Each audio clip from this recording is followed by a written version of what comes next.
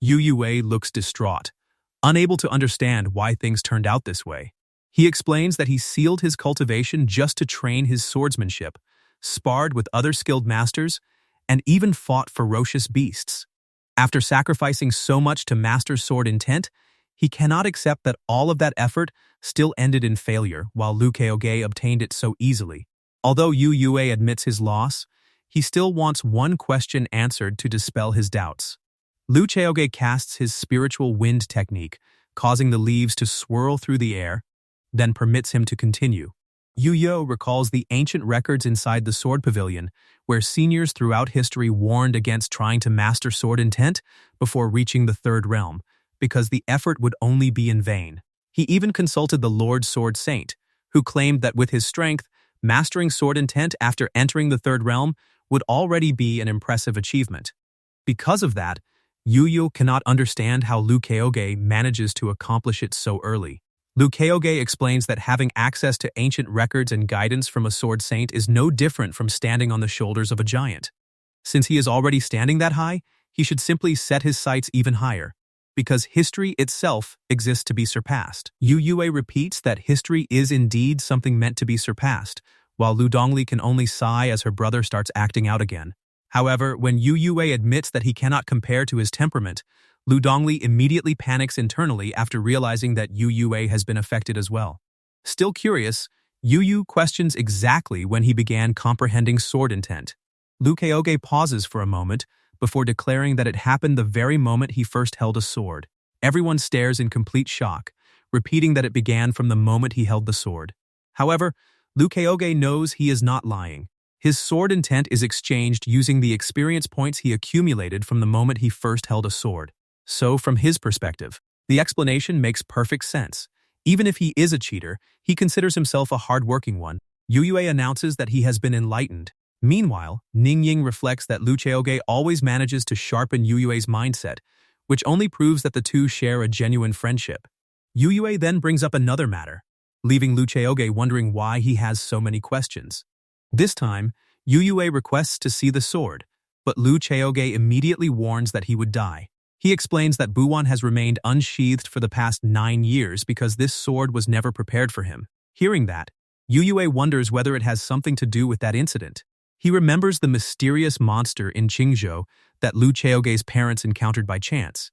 The two worked together and heavily injured the monster, but they also died in the process. Yu Yue quickly understands what keeping the sword sheathed means. If Buwan is being prepared for that monster, then Liu Chaoge has spent 10 years building toward the moment it will finally leave its scabbard. Knowing that, Yu Yue admits that he is truly not worthy to face it. Liu Chaoge then vows that the day the sword is finally unsheathed will also be the day he exacts his revenge. Later that night, the bright moon hangs high in the sky as Liu Chaoge considers the fact that Auntie Ning and Yu Yue will be staying for the next few days. He doesn't mind Auntie Ning staying since she is preparing to craft a flying tool for him. Meanwhile, Ningying suddenly sneezes and wonders who is talking about her. She decides to cast another defensive spell for Chaoge, believing the child has the kind of appearance that attracts others to beat him up, before letting out a heavy sigh. As for Yu Yue, Liu Chaoge knows he is staying because their spar enlightened him 3 separate times. Still, he can't help questioning whether Yu Yue really gained 3 enlightenments just from being beaten up by him. Yu Yue even claims that once he digests everything, he will likely fully master the sword intent. Liu Chaoge can only marvel at how great it is to be the main character of this world, but he quickly reminds himself that he is a cheater. So there is no reason to envy the main character. More importantly, he has already broken through the beginner's realm, which means new skills are now coming his way. Later, he arrives at the cemetery and knocks on the tomb, wondering whether his benefactor is still there. Pinky soon appears above the tomb, looking completely dumbfounded. Liu Chaoge wants to know whether she can notice anything different about him today. Even though this benefactor isn't very smart, the legends claim her strength is incredible, so she should at least be able to tell that he has broken through. However, Pinky only stares back with a blank, dazed expression, leaving him to patiently wait for a response. When she still shows no reaction to his breakthrough, Pinky simply points at Liu Chaoge's finger.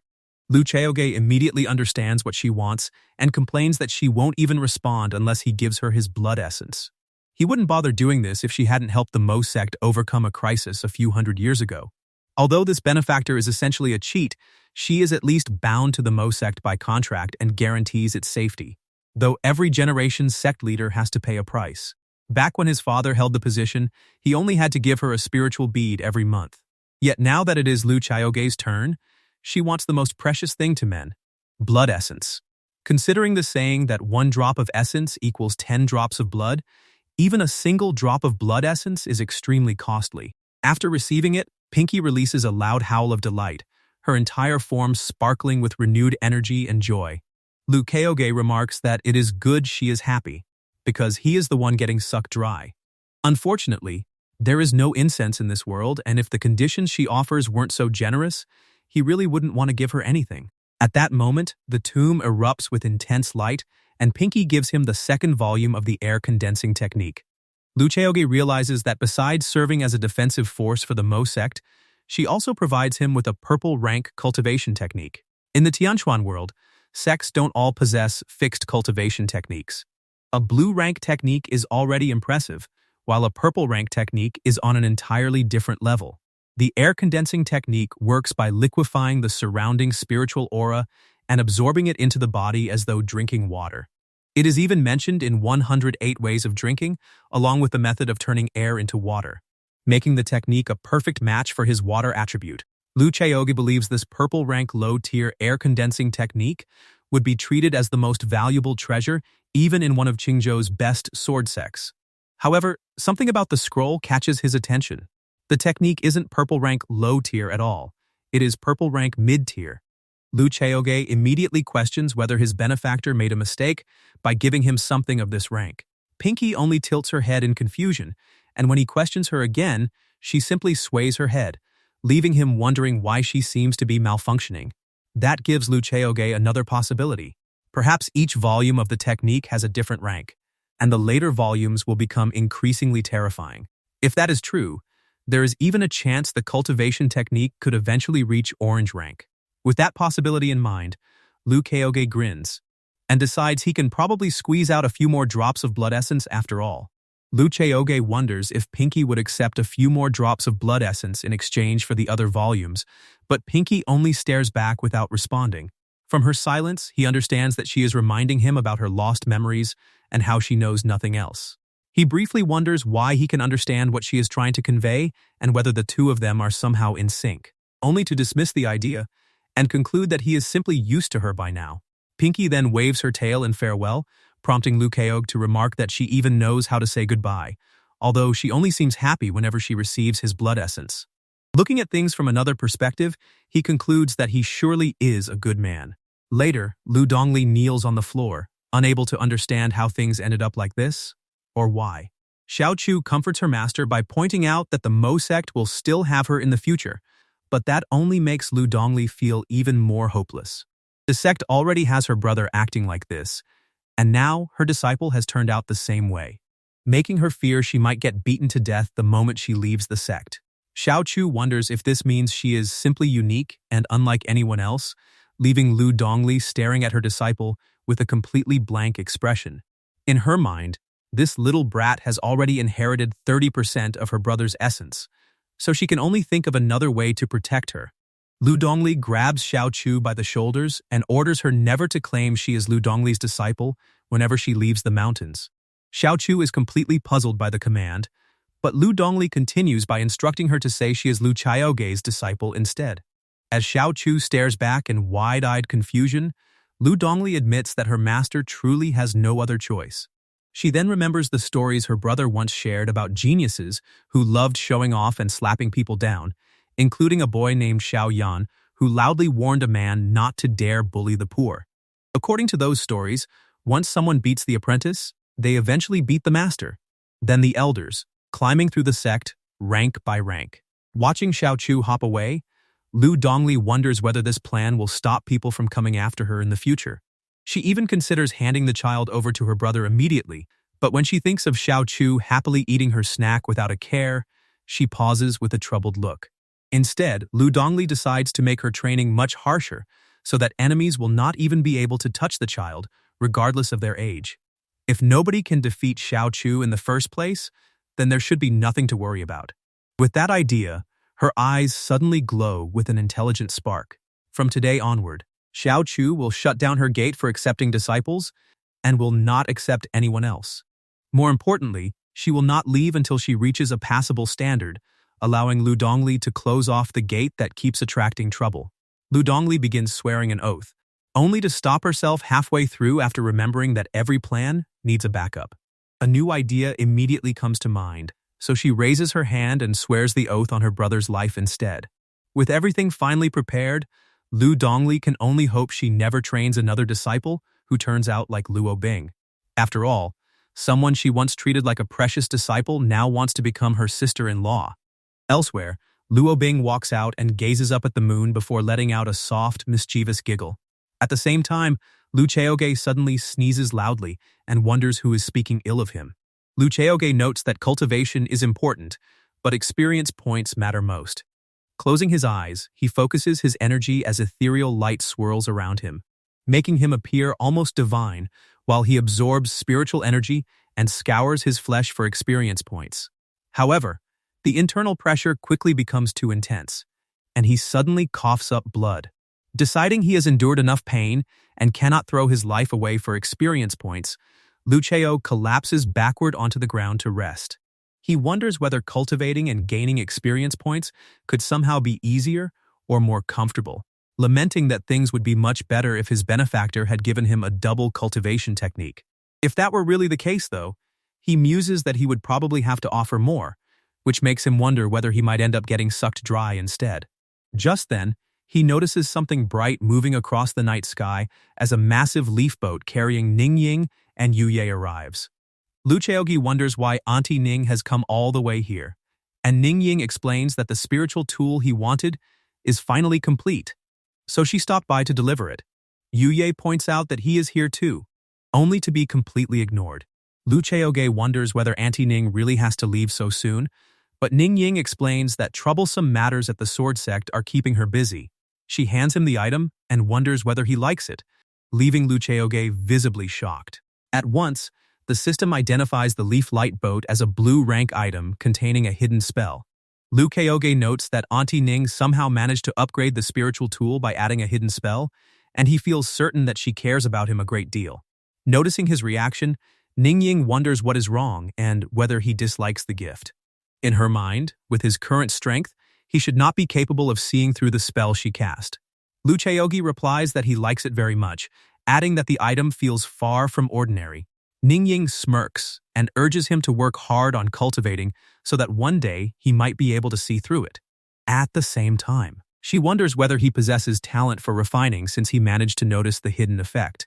Lu Chaoge declares that he has to cultivate properly so he can live a long life, which immediately stuns Ning Ying. A memory surfaces of Lu Chaoge speaking to Ning Ying about her goal of living for 500 years, making her reflect on how someone with such a goal still charged ahead so bravely back then. Lu Chaoge suddenly recalls that his mother also wanted to live for 500 years, yet she passed away early. Because of that, he declares that he has to live those 500 years for her and celebrate her birthday every year. Ning Ying understands once she hears his reason, then offers him a jade slip containing 10 simple spiritual tool refining techniques. Since learning them cannot hurt, she suggests that he give refining a try in case he truly has talent for it. Lu Chaoge is shocked that he has received a skill book for free so easily. Soon after, Ning Ying announces that they are leaving, and Lu Chaoge wishes Auntie Ning a safe journey as the boat begins to depart.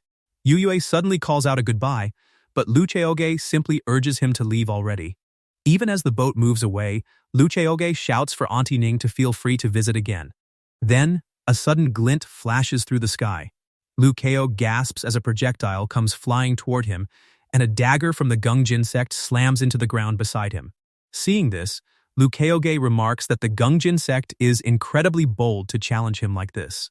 The Sword Sect stands among the 4 greatest sects in the world and reigns as the strongest sect in Qingzhou, commanding more than 300 sects beneath it. These sects are divided into the upper 100, middle 100, and lower 100, with the Mo sect sitting at the very bottom of the lower 100. Chaoge questions why anyone even bothers ranking the lower 100 when the weaker sects are essentially all the same. Then turns his attention to the Gongjin sect that has come looking for trouble. The Gongjin sect only belongs to the lower middle class, making him wonder just how strong a sect at that level could possibly be. To Chaoge, it is arrogant for a mere lower middle class sect to act so recklessly toward the Mo sect. The Gongjin, Mo, and Chushui sects all coexist within a 50,000-kilometer radius controlled by the Mo sect, and the Mo sect originally accepted those sects into the region. Yet now they are trying to become the masters of the land themselves. With his father gone, Chaoge wonders if the Gongjin sect believes this is their chance to surpass them. However, he warns them not to even consider acting smart in front of him, then imbues the dagger with his reply and commands it to return to where they came from. Later, the dagger soars toward the Gongjin sect. Inside the hall, Linlong remarks that with the Gongjin sect prospering, it will soon become the #1 sect in the land. He too laughs at how embarrassing it is that the Mo sect leader, Chaoge, has only just broken through to the beginning realm, declaring that with his current skill and talent, the Mo sect no longer has the right to fight against him. Suddenly, a beam of light streaks across the night sky. Linlong watches the approaching light. While he too notes how quickly the reply has arrived and assumes Chaoge must already be terrified and shaking, Linlong suggests checking the response, wondering whether Chaoge has finally decided to kneel and bow to him. In this generation, the strong force others to yield, so as far as he is concerned, it is time for the Mo sect to give in. He too decides to see exactly what Chaoge has sent back. The aura unfurls, releasing a swirling cloud of dark ink, but the entire message contains only a single word: seen. Linlong questions whether Chaoge believes he is simply reviewing one of his subordinates' essays. He too trembles with rage and erupts over the brat's complete lack of manners and unbelievable arrogance. Linlong considers Chaoge ordinary yet ridiculously overconfident, dismissing him as a good-for-nothing man before suggesting that they teach the rude brat a lesson during the upcoming gathering. He too agrees, deciding they should devise a plan that forces Chaoge to learn what it means to respect the strong. Later, the moon shines over the quiet Mo sect. Dongli reminds her brother that the gathering of the 3 sects is only 3 days away, and wonders whether he wants her to accompany him. Chaoge refuses, explaining that because she is concealing her cultivation base, people will assume she is weak and look down on their sect. Dongli wonders if she should simply conceal a smaller portion of her cultivation instead. But Chaoge rejects the idea and instructs her to stay home obediently. He suddenly stops as pink flower petals drift inside with a sudden gust of wind. Chaoge considers the wind strangely similar to the wind of pure desire, while Dongli recognizes what it means. Luo Bing has successfully broken through her cultivation level.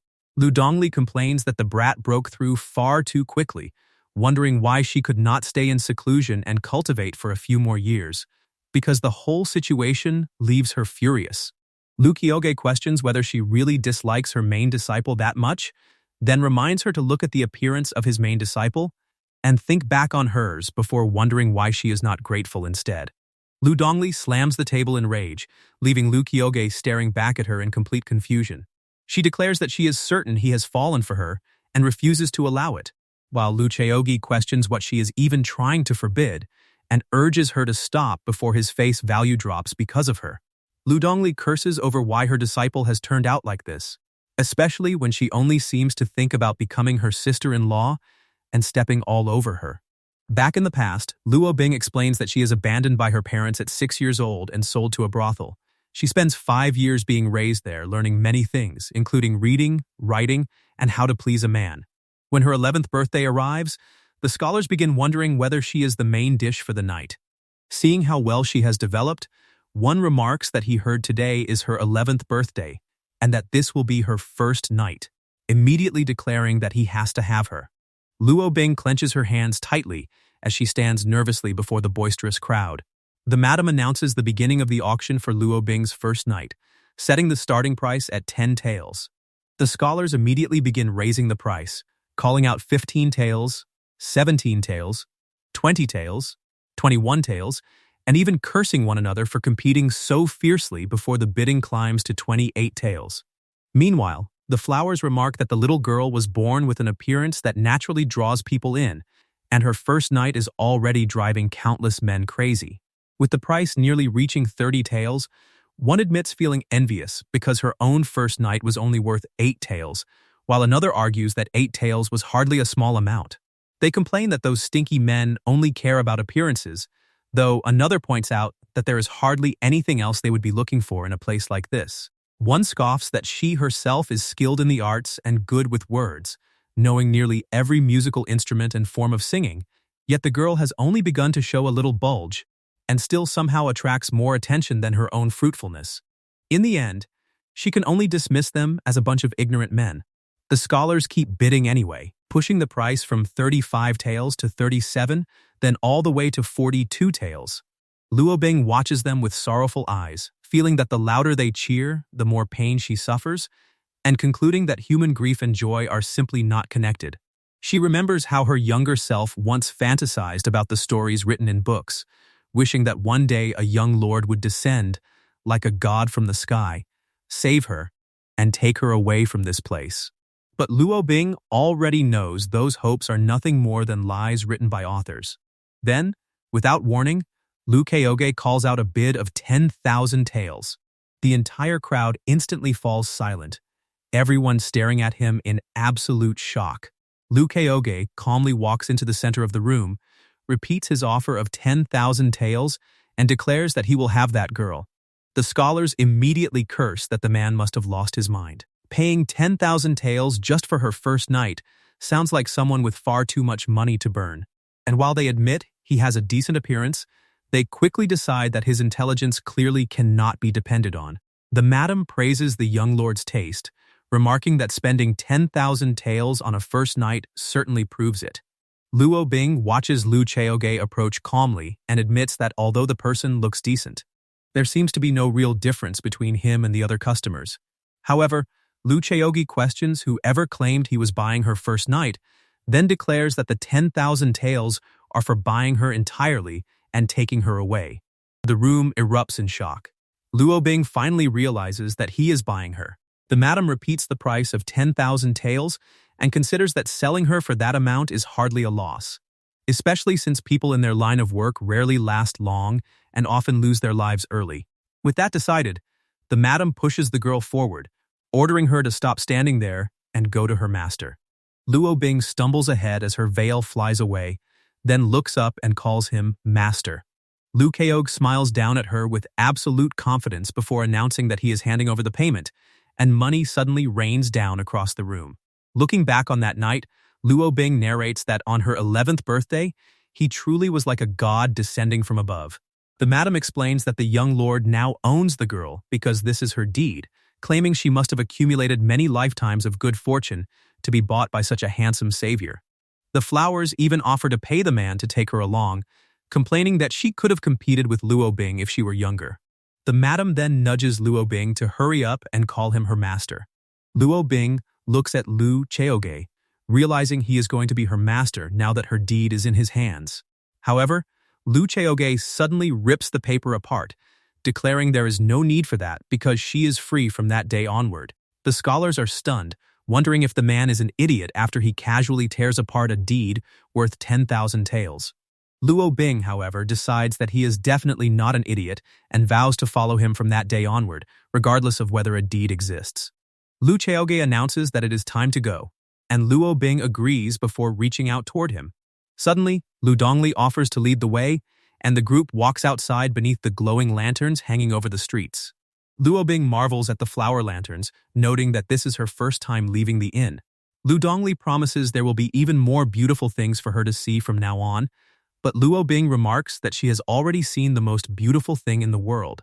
Lu Dongli wonders why the girl keeps staring at her brother so much and wants her to look her way instead. Chaoge then proposes taking a stroll to enjoy the beautiful lanterns, and Luo Bing excitedly agrees, leaving Lu Dongli frustrated by their interaction.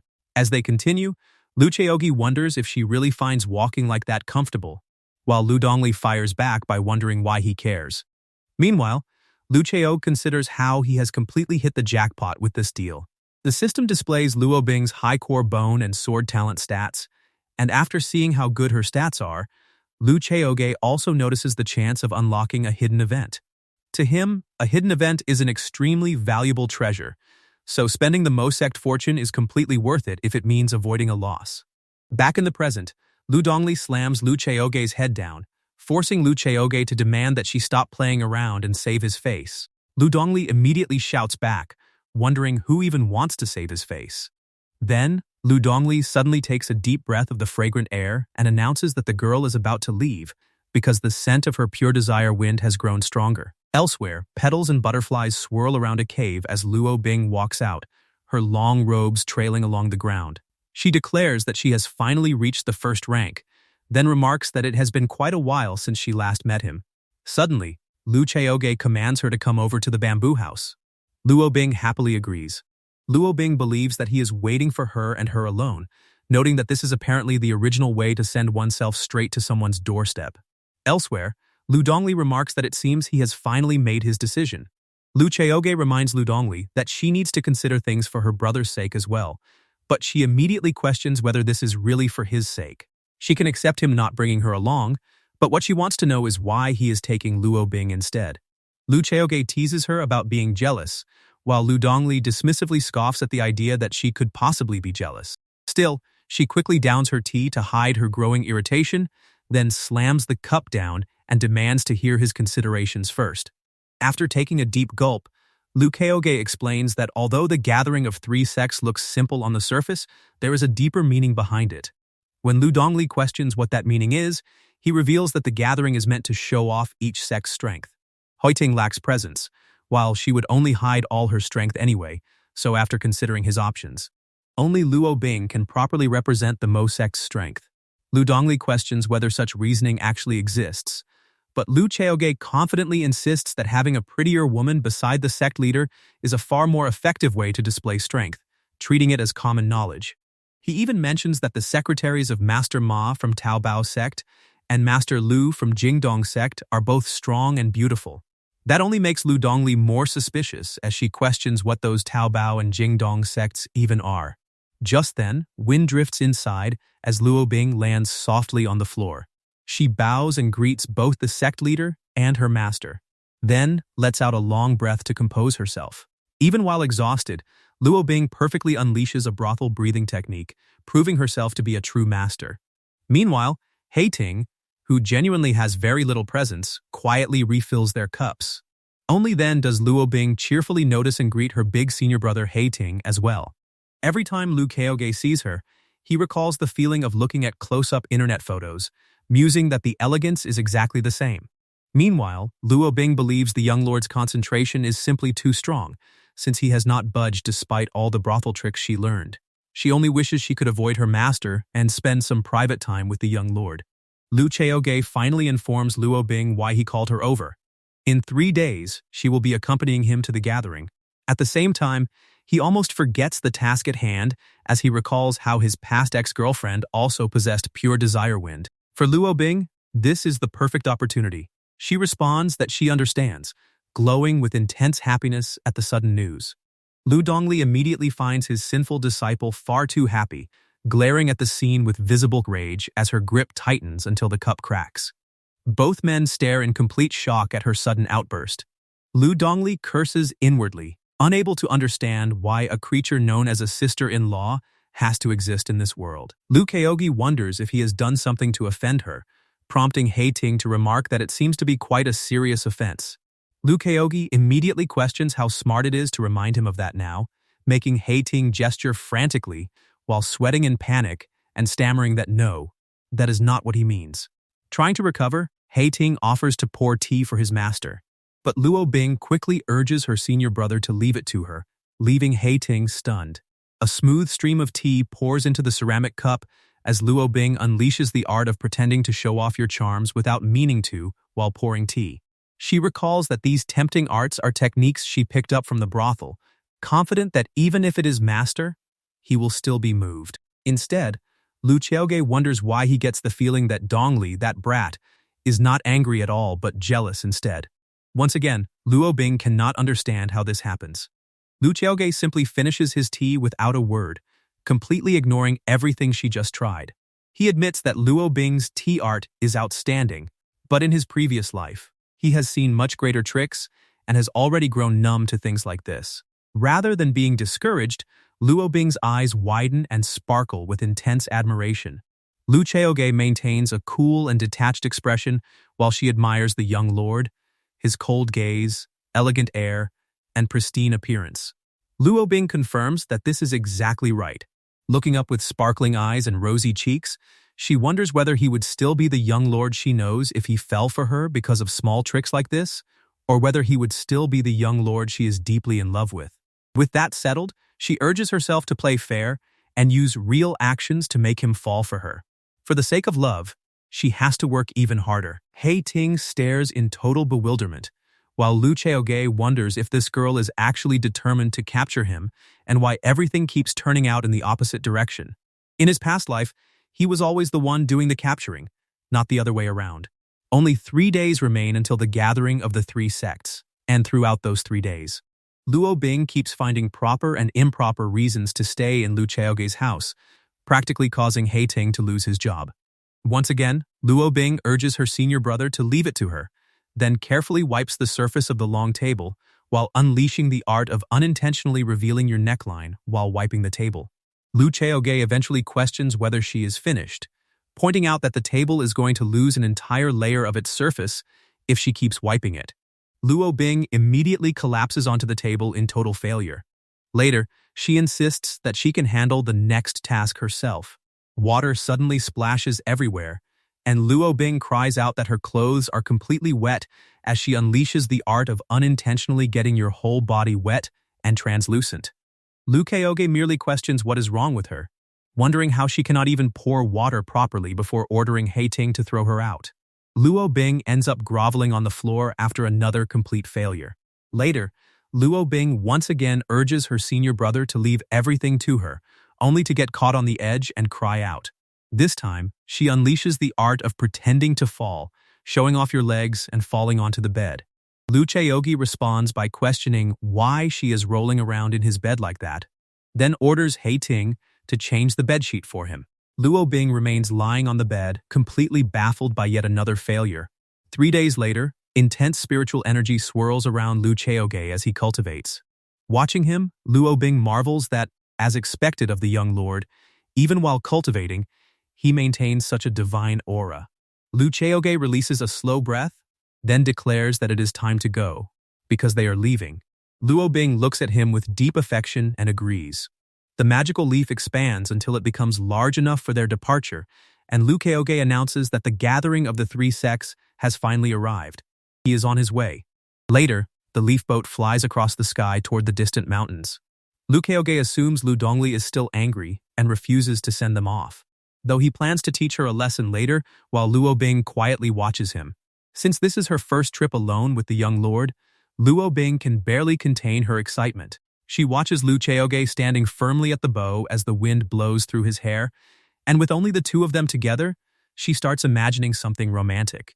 Her thoughts quickly drift toward the 2 of them sleeping in the same bed, and she even blushes at the idea.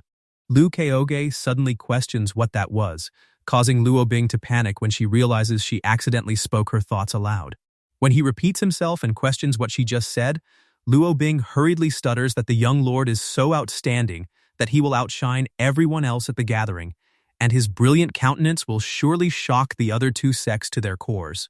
She remembers Master Old Bao explaining that praising him would make him set the other 2 sects aside, so she concludes that what she just did is the ultimate compliment, since compliments are supposed to be a way to charm a man. Lu Chaoge waves his hand and orders her to stop licking his boots, but Luo Bing is immediately confused by his use of the word lick. She wonders whether he is suggesting something more intimate, then glances down at him as her face turns red. Believing this is exactly what Master Old Bao meant, she becomes overwhelmed by how suddenly happiness has arrived. Lu Chaoge looks at her and questions what is happening, but Luo Bing lets out an excited squeal and opens her mouth. Before she can continue, Lu Chaoge orders her to calm down, and his energy sends her away. Luo Bing sighs while Lu Chaoge remarks that her childhood education really did affect her entire life. A little later, Luo Bing suddenly offers him a cup and questions whether he wants some spiritual water. Lu Chaoge responds that she does not need to serve him like this. But Luo Bing explains that she really was bought by him in the past.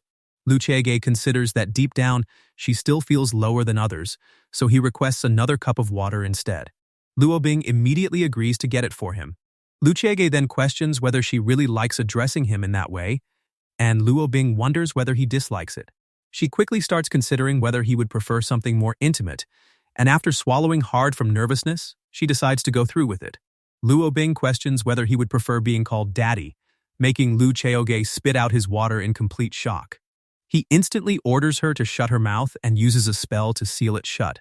Lu Chaoge once again considers that her childhood education truly ruined her, while Luo Bing notes that men ultimately like being a father figure. Later, sunlight shines over the massive peaks of the Gazing Mountains, the location of the gathering.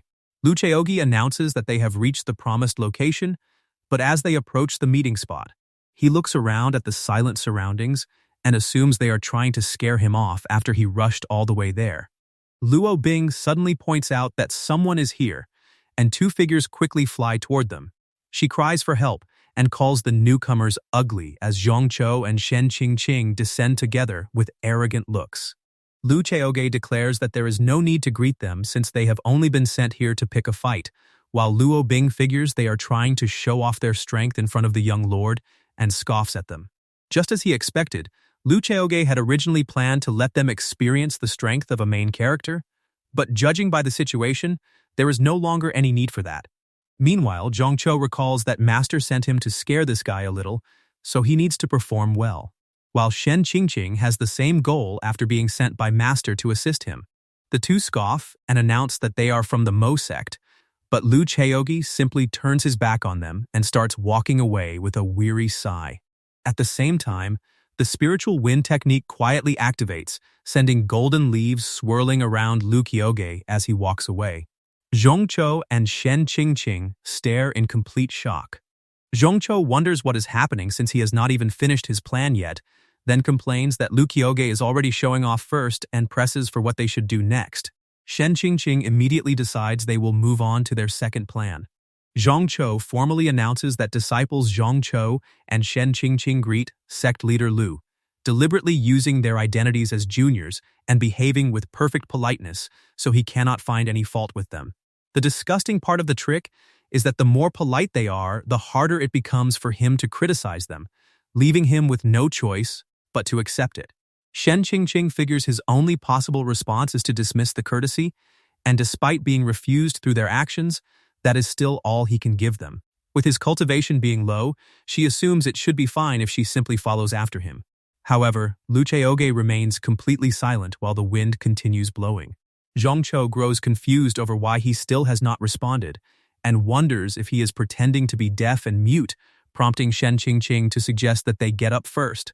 But the moment they try, they suddenly find themselves frozen in place and unable to stand. Zhongqiu feels his body becoming unbearably heavy, while Shen Qingqing cannot even lift her head because something is suppressing her. Lu Chaoge recognizes that they are trying to play tricks with him, but he is someone capable of controlling water whenever and wherever he wants. Water pressure suddenly crushes them both into the ground, forcing them to gasp and struggle beneath the overwhelming weight.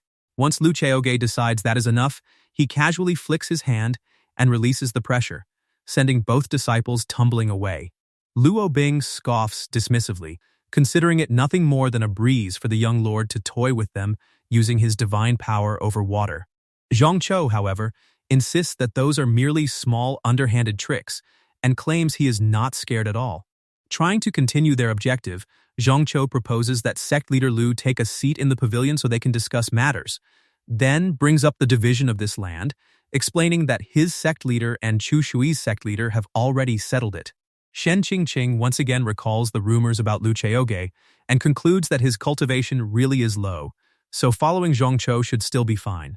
Zhongqiu continues by declaring that the land has already been divided and the Mo sect only needs to follow the arrangement. But Lu Chaoge calmly flicks his fingers. In an instant, Zhongqiu recoils in sudden terror as his leg abruptly expands, followed by a massive eruption of blood. He screams in agony, while Shen Qingqing is left wondering what just happened and how Lu Chaoge managed to do it with nothing more than a finger. Finding the noise irritating, Chaoge remarks that it is too loud and immediately seals his mouth, reducing Zhongcho's cries to muffled sounds of distress. Watching everything unfold, Luo Bing considers it exactly what she expects from the young lord. He can utilize the power of heaven and earth in such a way, and only he would think of applying it like this. To her, the young lord remains just as dominating as ever. Zhongcho groans in pain and begs her to hurry and stop the bleeding, but Shen Qingqing hesitates as she looks back at Lu Chaoge, wondering whether she can treat him without that man aiming another finger at her head. Just then, Lu Chaoge commands Luo Bing to serve the tea, and Shen Qingqing is surprised to realize that he is allowing her to treat the injuries. Zhongcho grunts through the pain as she begins, and once she finishes, Shen Qingqing finally lets out a sigh of relief. Even so, she cannot understand how the rumored useless sect leader possesses such a terrifying aura. Lu Chaoge calmly drinks his tea before questioning whether something is wrong and whether she is thirsty. Shen Qingqing stares back in absolute shock and terror, then grabs Zhongcho and immediately flees, concluding that Lu Chaoge is telling them to get lost or face the consequences of staying long enough for tea.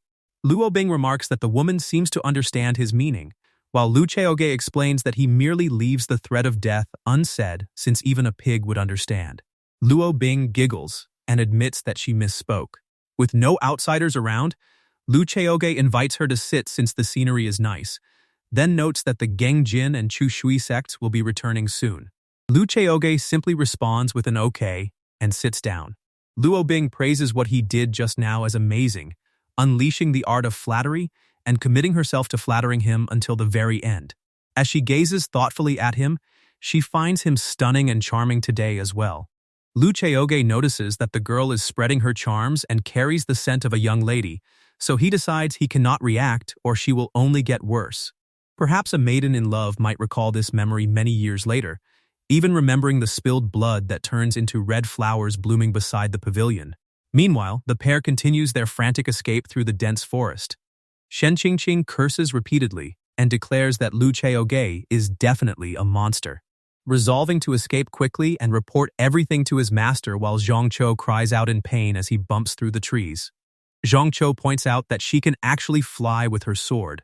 Shen Qingqing is dumbfounded, then yells at him not to talk to her as she speeds across the sky. Later, they return to the Gengjin sect, where the guards question why Zhongcho is so heavily injured, why there are scratch marks across his face, and call the act despicable. Meanwhile, inside the sect, Lin Long declares that this land must become theirs, prompting He-Tu to laugh and agree with what his junior sister said.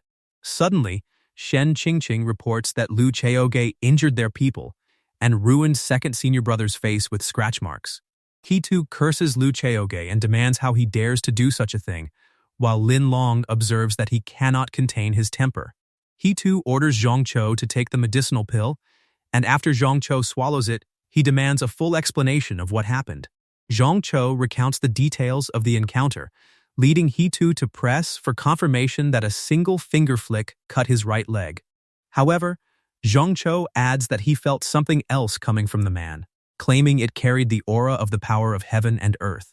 Both He-Tu and Lin Long are stunned by the claim and question how a trash stuck in the beginning stage could possibly possess something like that. Shen Qingqing approaches her master about something she wants to mention, and Lin Long instructs her not to hold back and simply speak. She brings up the genius who appeared on their land a few days ago and triggered the heavenly order 9 times, wondering whether everyone has already heard about it. The moment she mentions the event, Lin Long and He-Tu stare in utter disbelief. He-Tu recalls just how shocking the 9 rings of heavenly order were. Even he had wanted to rush over immediately, wondering who had triggered such a phenomenon. If the person came from some small sect, he had every intention of recruiting him into the Gengjin sect. However, before he could do anything, a monstrous entity roared at them for daring to fight while its people were awakening, frightening He-Tu so badly that he immediately panicked.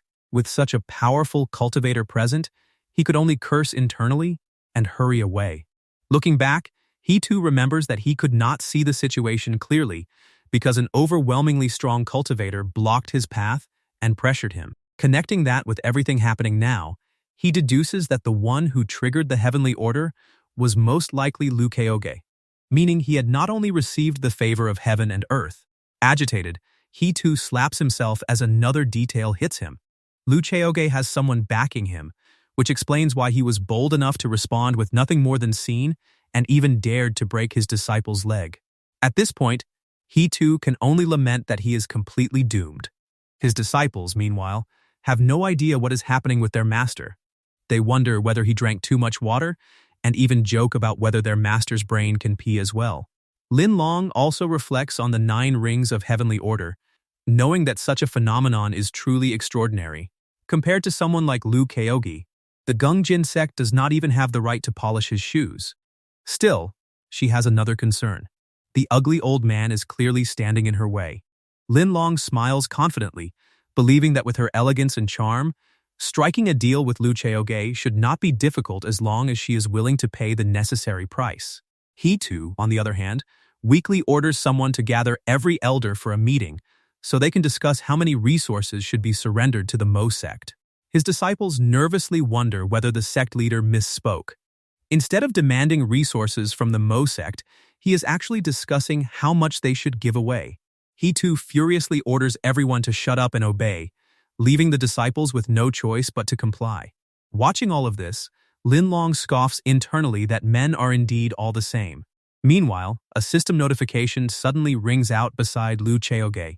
He receives an alert and is caught off guard by the sudden notice. At the side, Luo Bing watches Lu Chaoge intently, completely convinced that the young lord is undoubtedly peerless. The system announces that the Mo sect's reputation value has reached 501 because of the fear coming from the Gungjin sect and the Chu Shui sect. Lu Chaoge smiles thoughtfully. Reaching 500 is not bad. And judging from the increase, both sects apparently received his warning. Another system notification follows as the Mo sect's reputation value rises to 502. Still, Lu Chaoge is not particularly satisfied. A small sect contributes very little reputation value, considering the number barely increases even after half a day. Looking back at the 2 disciples he captured and tortured, the return was hardly worth the effort.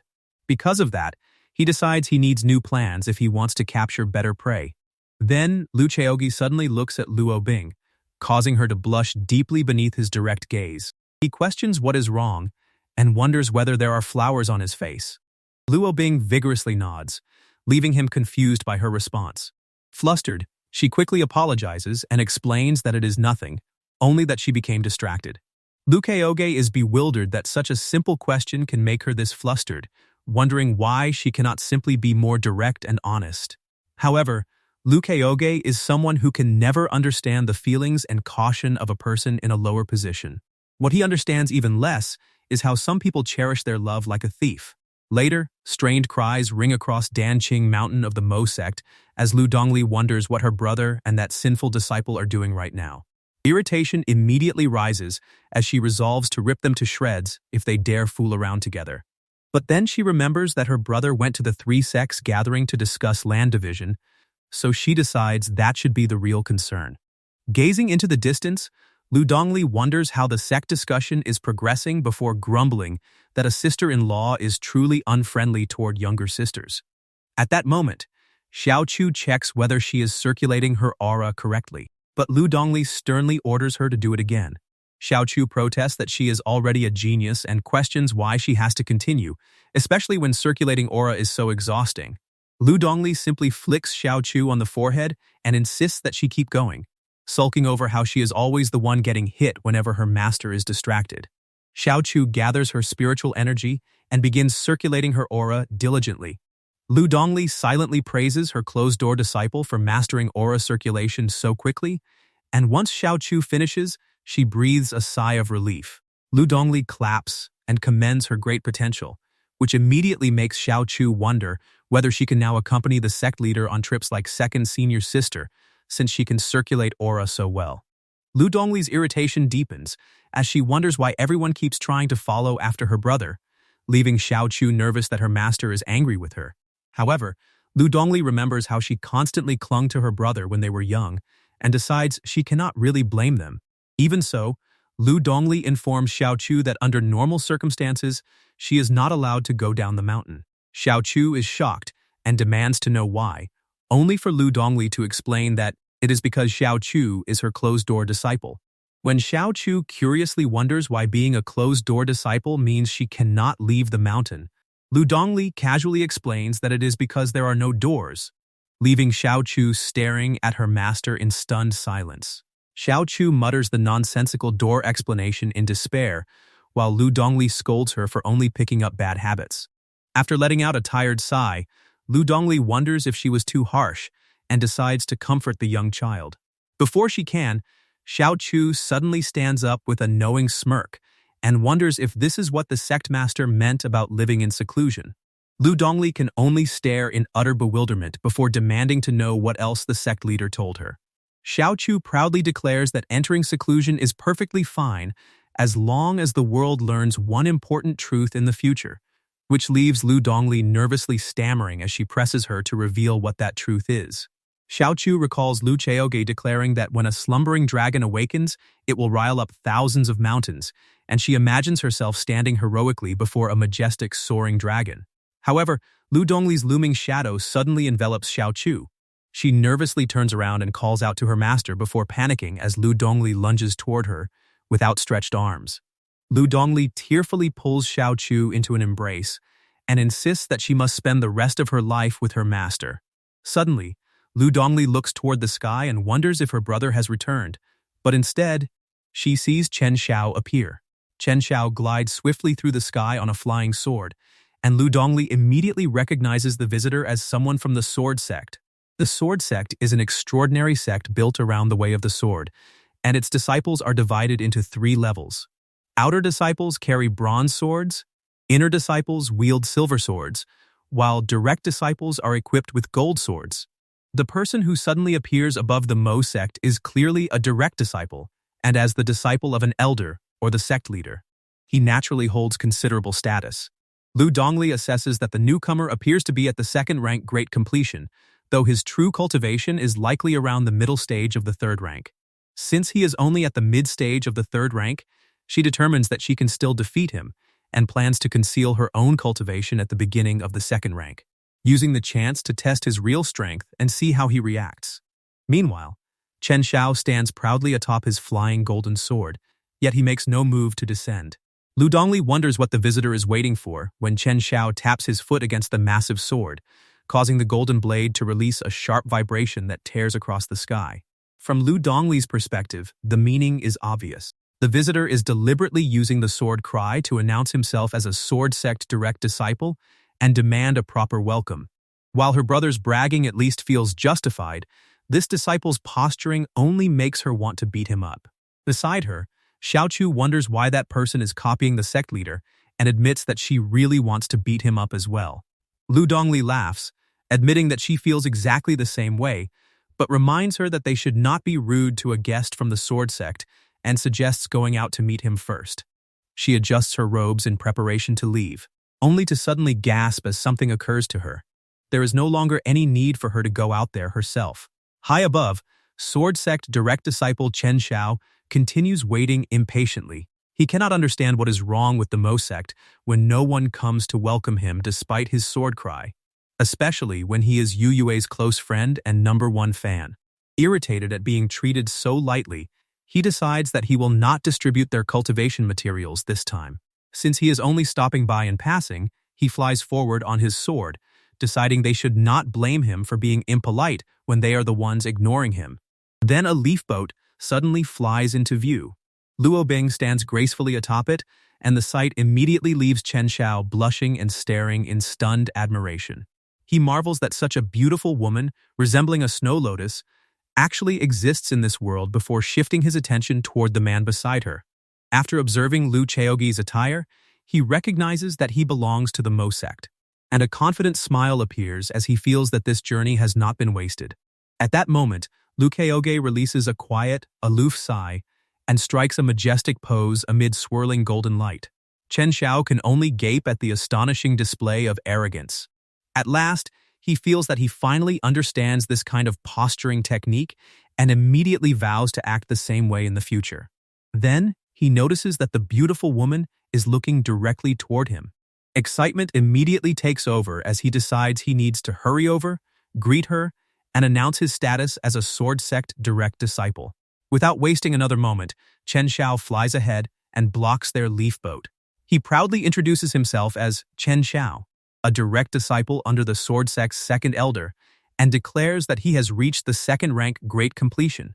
Chen Xiao clears his throat, fully expecting the young woman and disciple to be impressed by his title. Instead, he freezes when Lu Chaoge completely ignores him while Luo Bing continues fawning over Lu Chaoge, then watches in disbelief as the two fly straight past him. His face turns pale with distress after being completely disregarded, and Chen Xiao clenches his fists.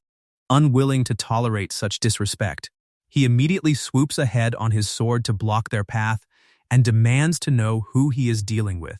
Lu Chaoge responds with nothing more than a dismissive wave of his hand. Chen Xiao questions what is happening, but a blinding light suddenly forces him to shield his eyes. When he looks up again, Lu Chaoge is floating before him in radiant splendor and introduces himself as the sect leader of the Mo sect. Chen Xiao grumbles internally that the leader of a minor lower 100 sect actually dares to place himself above a direct disciple of the Sword Sect.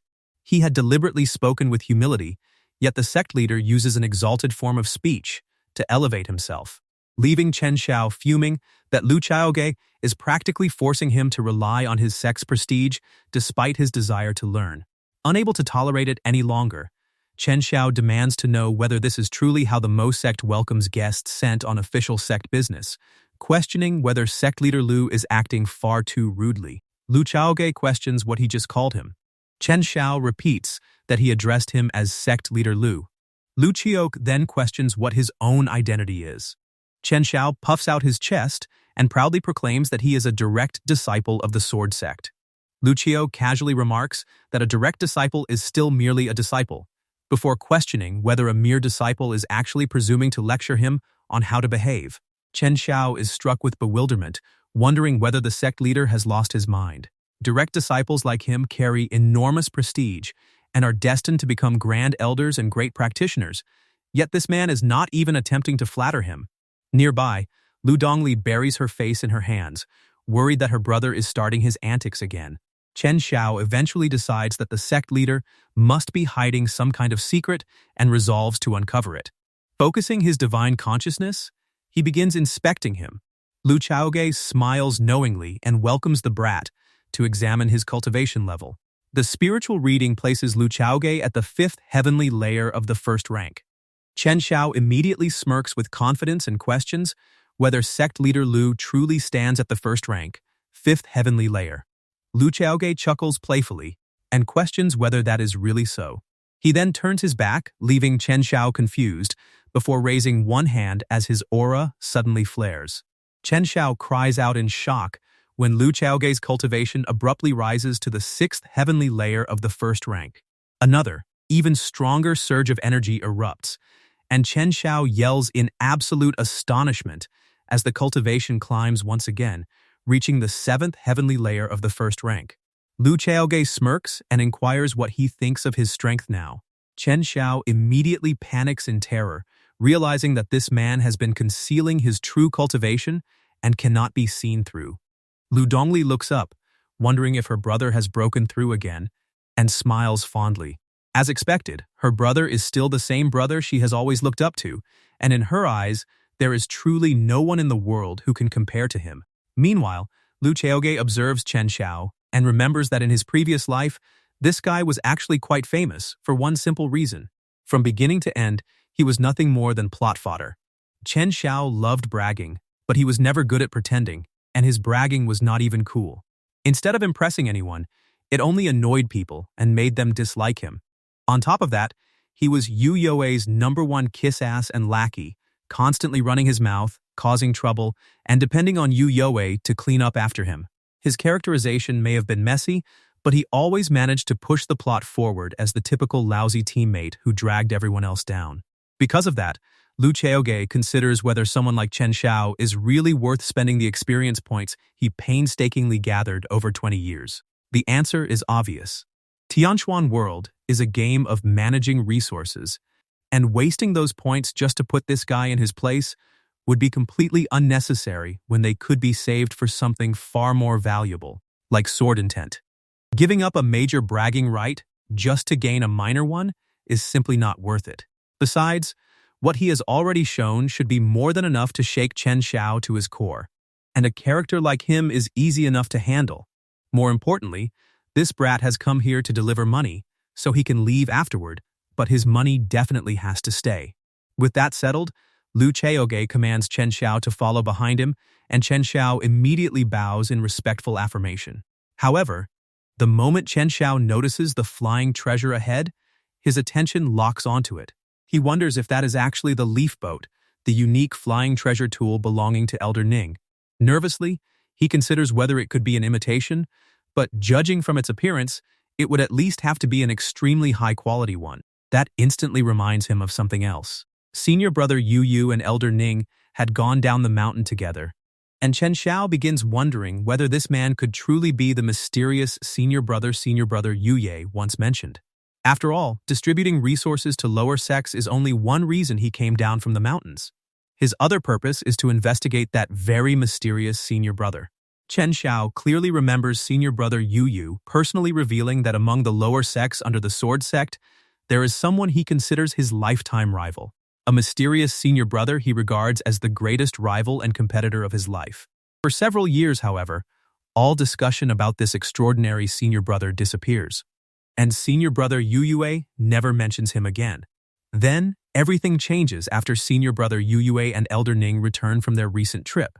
Chen Xiao recalls Yu Yue declaring that although he finally formed his sword intent, that senior brother accomplished the same thing and was still miles ahead of him. Yu Yue even resolves to work much harder, leaving Chen Xiao completely stunned. In other words, the extraordinary mysterious senior brother who was once described as being far ahead of Yu Yue has suddenly resurfaced in an even more exaggerated way, which is exactly why Chen Xiao rushed out to investigate.